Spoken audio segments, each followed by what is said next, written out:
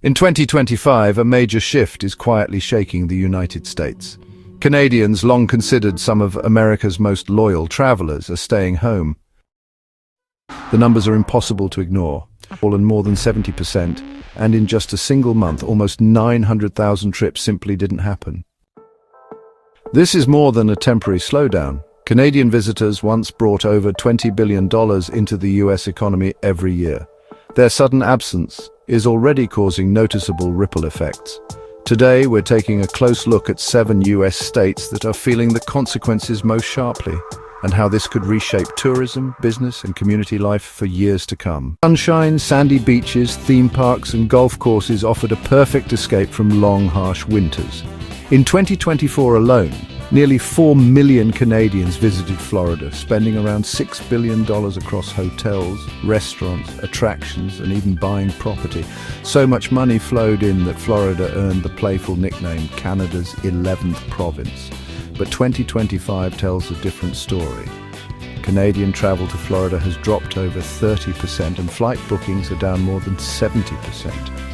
Hotel rooms along the coast sit empty, golf resorts offer deep discounts, and properties once popular with snowbirds are now slower to sell.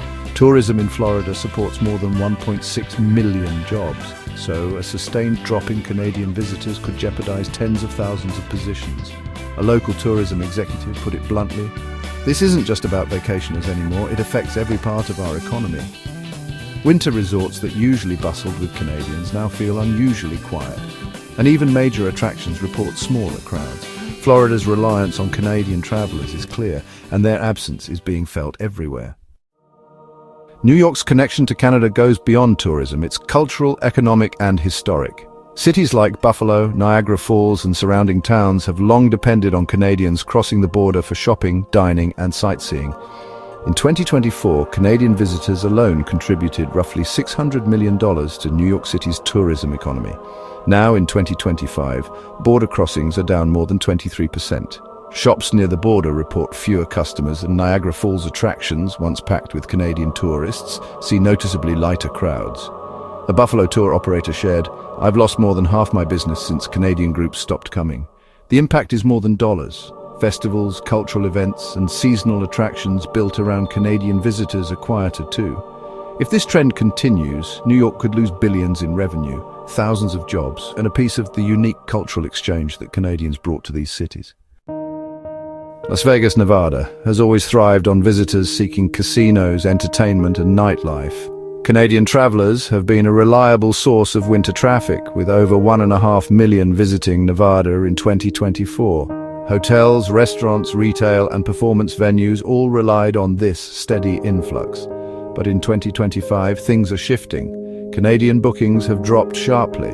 Airlines are cutting direct flights, and resorts notice lower occupancy rates during periods Canadians once filled. With tourism accounting for nearly a third of Las Vegas jobs, the absence of these visitors is felt citywide, from performers to housekeeping staff. One hotel manager described the change. "Vegas was built to entertain, but when people stop showing up, the whole city feels it." Casinos may still hum with domestic tourists, but the loss of international Canadian visitors leaves a gap that's hard to fill. California's appeal to Canadians is wide-ranging. From surfing in San Diego to luxury shopping in Beverly Hills and sightseeing in San Francisco, Canadians make up a significant portion of international visitors. In 2024, nearly 15% of international travelers in California were Canadians, contributing billions to hotels, restaurants, retail, and entertainment. In 2025, that flow is slowing. Luxury stores in Los Angeles see fewer shoppers. Coastal hotels struggle to fill rooms, and theme parks like Disneyland have fewer Canadian families. A Beverly Hills store manager said, "We used to rely on Canadian customers. Now it's like they've vanished." California's tourism supports over 1 million jobs, many tied to seasonal spikes.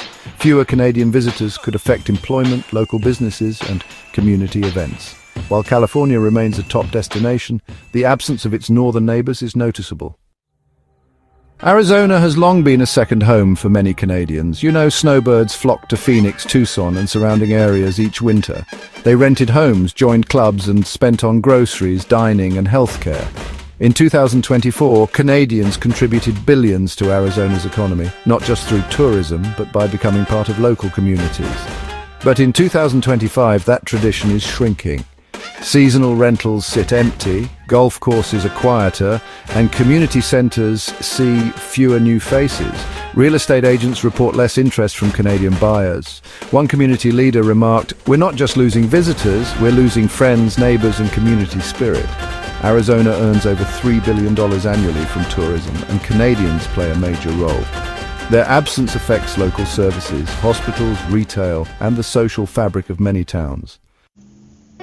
Michigan's connection to Canada is, pretty unique. Beyond vacations, Canadians shop, attend sports games, visit restaurants, and cross the border every single day. Cities like Detroit, Port Huron, and Sault Ste. Marie really thrive on this kind of activity. In 2024, over 3.6 million vehicles crossed from Canada into Michigan. That's about 28% of all US border entries, but in 2025, traffic has just fallen sharply. Local shops are seeing softer sales, sports arenas are hosting smaller crowds, and festivals that used to rely on Canadian attendance are noticeably quieter. A small business owner near the border explained, "We planned everything around Canadian customers. Without them, we're struggling." Michigan is experiencing firsthand just how much daily life depends on Canadian neighbours, economically, socially, and culturally. In Washington state, towns like Blaine and Bellingham really depended on Canadian shoppers and weekend visitors from British Columbia. They came for groceries, gas, shopping, and, family trips. In 2024, over 3.2 million vehicles crossed the border into Washington, but in 2025, these towns just feel emptier. Gas stations are reporting lower sales, outlet malls are seeing half their usual customers, and local events are struggling to draw crowds. One Blaine resident said, "It's like waking up in a different town. Half the life and energy is gone." For towns operating on tight margins, this isn't just a minor dip, it's a serious challenge. Local economies, social events, and even public services are affected when a significant portion of visitors disappears. The drop in Canadian travel is really about more than just economics. It reflects changing habits, trust, and the connections between two nations that have long shared an easy friendship. Even a 10% decline could cost the US more than $2 billion and up to 14,000 jobs. But beyond the numbers, the emotional and social impacts are, honestly, pretty profound. Canadians didn't just visit, they built relationships with businesses, cities, and communities. Whether this decline is temporary or signals a long-term shift, that remains unclear. Will Canadians return in the same numbers, or has 2025 permanently altered cross-border travel? The answer will shape US tourism, economies, and cultural ties for years to come. From Florida to Washington, the quiet streets, empty hotels, and slowed communities show a country really feeling the absence of its northern neighbors. A reminder that tourism isn't just about money, but about connection, community, and shared experiences. Thank you for being with us and watching the video. Be sure to like, comment, share the video, and subscribe to the channel. Subscribe to the channel and press the notification bell icon to get new video updates. Your support is honestly invaluable to us. Thank you.